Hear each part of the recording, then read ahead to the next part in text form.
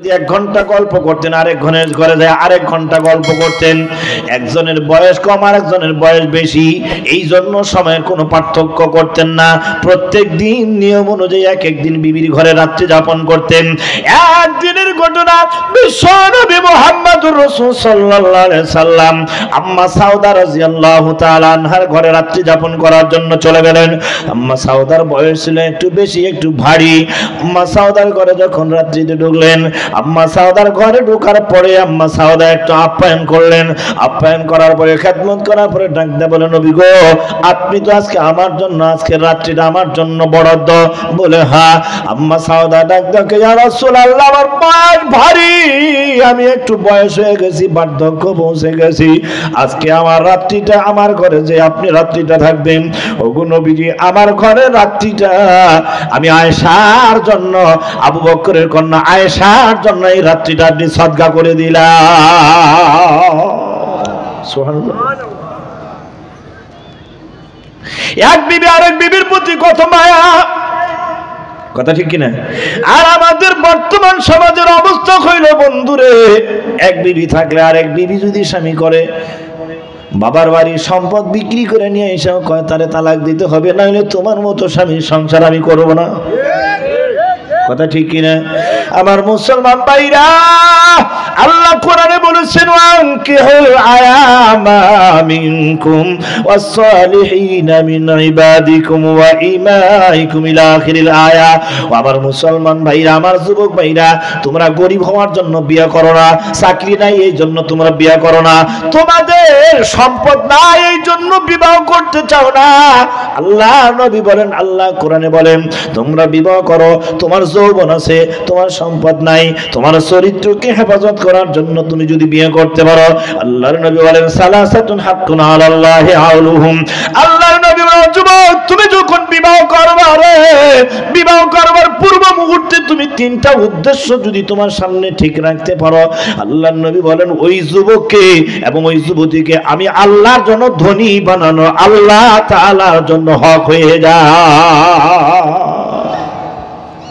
কয়টা উদ্দেশ্য? কয়টা উদ্দেশ্য? তিনটা উদ্দেশ্য। এক নাম্বার, আল্লাহ নবী বলেন, বিবাহ করার প্রথম নাম্বার উদ্দেশ্য দাঁড় করা তবে চরিত্রকে হেফাজত করা। কি করা? চরিত্রকে হেফাজত করা।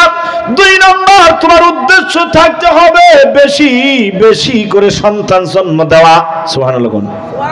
তিন নাম্বার হলো স্বামী এবং স্ত্রী একজন আরেকজনের মাধ্যমে মানসিক শান্তি লাভ করা। কটা উদ্দেশ্য? কটা?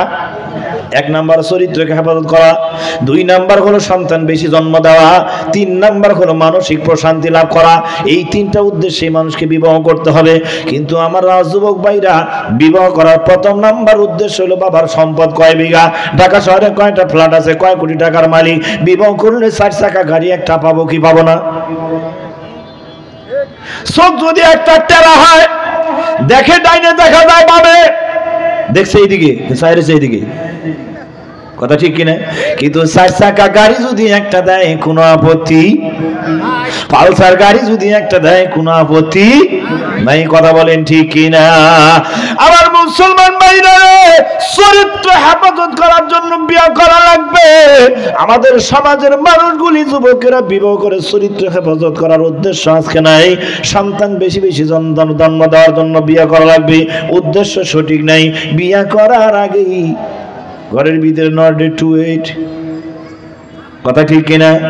আমার ভাইরা, এই জন্য মানসিক প্রশান্তি লাভ করে তিন উদ্দেশ্য কোন যুবক যুবতীর মধ্যে যদি থাকে, নবী বলেন ওই যুবক যুবতীকে ধনী বানানোর জন্য আমার আল্লাহ তাআলার হক হয়ে যায়। আল্লাহ আমাদের আমল করার তৌফিক দান করে, সকলে বলে আমিন।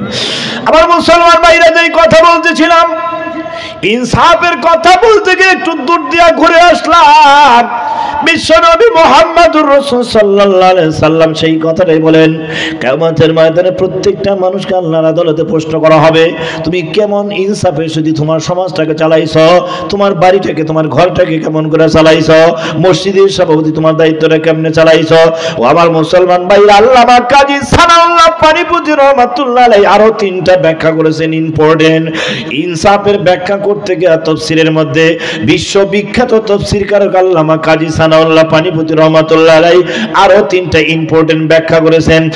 এক নাম্বার হলো বন্ধুরা আমার, যেই সমস্ত মানুষগুলো আমাদের দেশের নেতা, যারা এমপি হবে, কাউন্সিলর হবে, যারা আমাদের দেশে এমপি হবে, প্রেসিডেন্ট হবে, প্রধানমন্ত্রী হবে, এই এমপি মন্ত্রী প্রেসিডেন্ট যারা হবে তাদের অধীনস্থ জনগণের প্রতি ইনসাফের রাষ্ট্র কায়েম করা লাগবে। কথা ঠিক কিনা? দল করলে একরকম, দল না করলে আরেক রকম। দল করলে বিধবা ভাতা বিনা টাকায়, দল না করলে বিধবা ভাতা করতে টাকা লাগে। দল করলে বন্ধুরা আমার প্রতিবন্ধী ভাতা করতে টাকা লাগে না, দল না করলে প্রতিবন্ধী ভাতাও হয় না। কথা বলেন ঠিক কিনা? আমার ভাইরা, প্রত্যেকটা নেতা, প্রত্যেকটা চেয়ারম্যান, মেম্বার, কাউন্সিলর, এমপি, মন্ত্রী, রাষ্ট্রপতি, প্রধানমন্ত্রী যদি ইনসাফওয়ালা হইতো, আমাকে 10 লক্ষ 10 কোটি মানুষ ভোটার ভোট দিয়েছে, আর 5 কোটি ভোটার আমাকে ভোট দেয় নাই, কিন্তু এরা বাংলাদেশের নাগরিক, আমার এইটা আমার সমস্ত নাগরিক, আমি তাদের অভিভাবক। কথা বলেন ঠিক কিনা? ছেলে এবং মেয়ে সকলের যেমন বাবা অভিভাবক, ঠিক এই দেশের মধ্যে যতগুলি রাষ্ট্রের মানুষ বসবাস করে, প্রধানমন্ত্রী, প্রেসিডেন্ট সকল মানুষের অভিভাবক। কথা বলেন বাজান ঠিক কিনা? এই জন্য আমার মুসলমান ভাইদেরকে বলবো, ইনসাফওয়ালা নেতা যদি হয় বন্ধুরা আমার, রাষ্ট্রের মধ্যে কোনো ঝগড়া থাকে না, মারামারি থাকে না, কাটাকাটি থাকে না, খুন খারাপি থাকে না, জেল জুলুম মিথ্যা দুর্বৃত্তিহীন দুর্নীতিবাজ মামলা থাকে না। আমার মুসলমান ভাইরা, ইনসাফওয়ালা নেতা তৈরি করা লাগবে। এই জন্য পূর্বের জীবনের একটা কথা স্মরণ করেন, কবি কত সুন্দর করে বলেন, অর্ধ পৃথিবী করিত শাসন, তালি দেওয়া জামা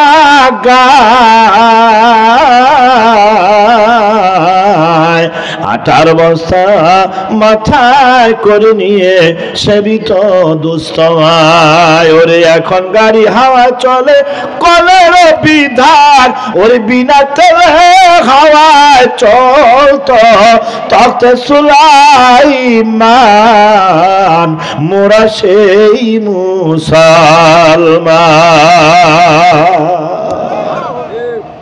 বন্ধুরা আমার, আজও রাষ্ট্রপ্রধান আছে, আজও অনেক প্রেসিডেন্ট আছে। আমাদের রাষ্ট্রপ্রধানরা এক দেশ থেকে আরেক দেশ সফল করতে হলে বিমান লাগে, অকটেন লাগে, ফুয়েল লাগে, পেট্রোল লাগে, ড্রাইভার লাগে, পাইলট লাগে, কম্পিউটার দিয়ে ইঞ্জিন চেক করা লাগবে, নাট বল্টু ঠিক আছে কিনা। কথা বলেন ঠিক কিনা? কিন্তু বাদশা সুলাইমান, পৃথিবীতে এমন একজন ইনসাফওয়ালা বাদশা আল্লাহ সুলাইমানকে বানাইছিলেন। এমন একটা চেয়ারের মধ্যে, সিংহাসনের মধ্যে যখন বসতো, বসার পরে যদি কইতো উর, যদি কইতো চল, বন্ধুরা আমার ইশারা করে চলার কথা বলার সঙ্গে সঙ্গে 10টার সময় ঢাকা রাজধানীতে, বন্ধুরা 12টার সময় আমেরিকায় গিয়া নাস্তা খায়। ওরে এখন গাড়ি হাওয়ায় চলে কলের বিধান, ওই বিনা তেলে হাওয়ায় চলতো তখতে সুলাইমান, মোরা সেই মুসলমান। কোথায় গেল সেই মুসলমান? হযরত ওমর। বন্ধুরা আমার, এমন একজন বাদশা, এমন একজন ইনসাফওয়ালা, বাংলাদেশের মতো 1,47,570 বর্গ কিলোমিটার মতো রাষ্ট্রের প্রধানমন্ত্রী ছিল না, 30 লক্ষ বর্গ কিলোমিটারের রাষ্ট্রপ্রধান প্রেসিডেন্ট হযরত ওমর। অর্ধ পৃথিবীটা শাসন করত। বন্ধুরা, জামার মধ্যে 18টা তালি থাকতো, জুড়ে বলেন সুবহানাল্লাহ। 18টা তালি দেওয়া জামা পড়তো এই হযরত ওমর। জীবনী বলতে গেলে বন্ধুরে ঘন্টার পর ঘন্টা, রাত কা রাত, দিন কা দিন, মাস কা মাস যাবে, আলোচনা শেষ হবে না। হযরত ওমর রাদিয়াল্লাহু তাআলা আনহু 30 লক্ষ বর্গ কিলোমিটারে প্রেসিডেন্ট হওয়ার পরে রাত্রের বেলা ঘুরতো মদিনার অলিতে গলিতে, শহরে, বন্দরে, নগরে, মরুভূমিতে ঘুরতো। কোথায় কোন মানুষ না খেয়ে আছে, নিজের মাথায় করে আটার বস্তা বাসায় পৌঁছাইতো। জোরে জোরে বলেন সুবহানাল্লাহ। একদিন রাত্রের ঘটনা, হযরত ওমর গভীর রাত্রে ছদ্মবেশে সেরা শার্ট পরে পোশাক পরে মরুভূমির পথ দিয়ে চলতেছেন। হঠাৎ মরুভূমির পাশ দিয়ে দেখে মরুভূমির মধ্যে ছোট্ট একটা তাঁবু, ওই তাঁবুর ভিতরে টিভি করে একটা মোমবাতির বাতি জ্বলে, আলো জ্বলে। হযরত ওমর আশ্চর্য হয়ে গেলেন, মরুভূমির ভিতরে কোনো বাতি নাই, হ্যাচাক নাই, কারেন্টের ব্যবস্থা নাই, টিভি একটা বালি দেখা যায়, বাতি দেখা যায়। হাঁটতে হাঁটতে মরুভূমির ওই তাঁবুর কাছে যখন চলে গেলেন, তাঁবুর কাছে যাওয়ার পরে হযরত ওমর গেটের কাছে যখন দাঁড়াইলেন, হযরত ওমর এবার কান লাগায়া দেখে ওই তাঁবুর ভিতরে একজন মহিলা মানুষের কান্নার আওয়াজ শোনা যায়।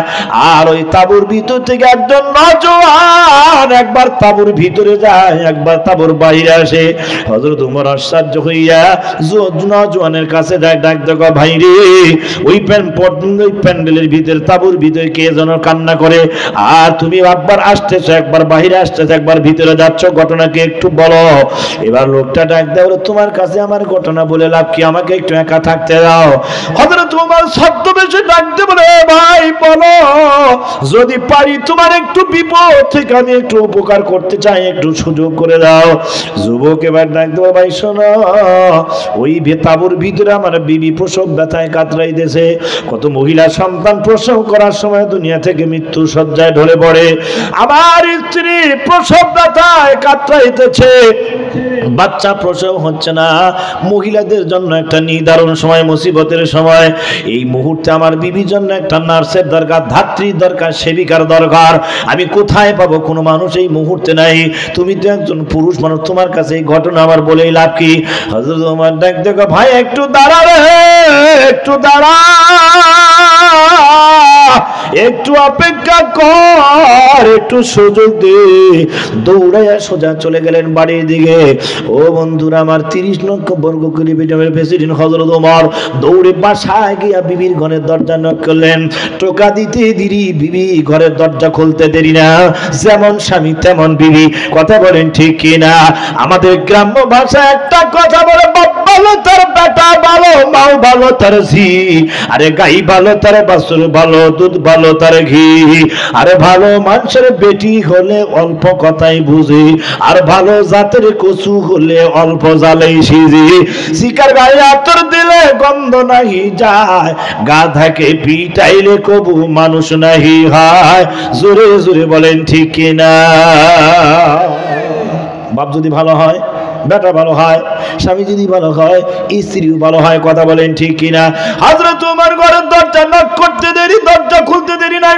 ডাক দেখো খলিফাতুল মুসলিমিন হযরত ওমর, কি গো, ঘটনা কি? এত পেরেশানি দেখা যায়, চেহারার মধ্যে একটা টেনশনের ছাপ দেখা যায়, ঘটনা কি বলেন? হযরত ওমর ডাক দেখো, বিবিরে কথা কম, কাজ করো বেশি, আমার সাথে চলো। সামনে হযরত ওমর আগে আগে যায়, বিবি তার পিছে পিছে যায়। আমার মুসলমান ভাইরা রে, মহিলা এবং পুরুষ রাস্তায় চলতে গিয়ে এখানে একটা সুন্নত হইল, মহিলা পিছে থাকবে, পুরুষ আগে চলবে। মহিলা আগে থাকবে না পিছে থাকবে? আমাদের অবস্থা কি? হ্যাঁ, মাগি মোটর সাইকেল চালায় আর মাগায় পিছনে বসে থাকে। কথা ঠিক কিনা? আমার মুসলমান ভাইরা, এই জন্য আজকে দুনিয়াতে শান্তি নাই। এই জন্য গায়ক কত সুন্দর করে বলেন, ভাবো নিরালায় শান্তি কেন নাই রে দুনিয়ায়। বিমার হতে শুরু করে মোটর সাইকেল সহ চালায়, ভাবো নিরালায় শান্তি কেন নাই রে দুনিয়ায়। কথা বলেন ঠিক কিনা? হযরত মুসা আলাইহিস সালাতু ওয়াস সালাম ওই যে পয়গম্বর শুআয়ব আলাইহিস সালাতু ওয়াস সালামের বাসায় যখন গিয়েছিলেন, 8 থেকে 9 বছর পর্যন্ত বকরি চাবকরি রাখালি করেছিলেন। ওই কূপের পাশে যাইয়া দেখে 2টা মেয়ে বকরিগুলি দড়ি দিয়ে বেঁধে দাঁড়ায় আছে। মুসা আলাইহিস সালাম জিজ্ঞেস করলো তোমরা দাঁড়িয়ে আছো কেন? রাখালেরা কূপ থেকে পানি পান করে আমাদেরকে সুযোগ দেয় না, পানি পান করে কূপের উপরে একটা ঢাকনা দিয়ে ঢেকে দেওয়া যায়।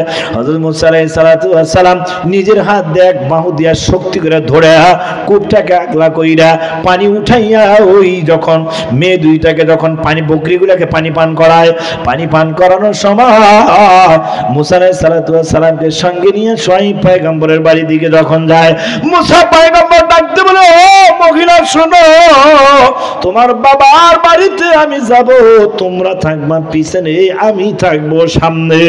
আমার রাস্তা পিছন থেকে তোমরা লোকমা দিয়া সংশোধন করে দিবা, আমি সামনে যাব, তোমরা পিছে যাইবা। কথা ঠিক কিনা? সামনে গেলে চেহারা কেমন সৌন্দর্য, মনের মধ্যে একটা কুমতলব আসবে কি আসবে না? এই জন্য পিছে থাকবে, পুরুষ সামনে চলবে। কথা ঠিক কিনা? আল্লাহ বোঝার তৌফিক দান করে সকলে বলে আমিন। আমার ভাইরা, হযরত উমর আগে আগে যায়, মরুভূমির মধ্যে তাবুর কাছে যাইয়া খলিফাতুল মুসলিমিন হযরত উমরের বিবিকে ডাকতে বলে, কথা নয়, তাবুর ভিতরে ঢুকো। তাবুর ভিতরে ঢুকলেন। তাবুর ভিতরে ঢুকার পরে বন্ধুরা আমার, আস্তে করে হযরত উমরের বিবি যখন ধাত্রীর দায়িত্ব পালন করেন, নার্সের সেবিকার দায়িত্ব পালন করলেন, কিছুক্ষণ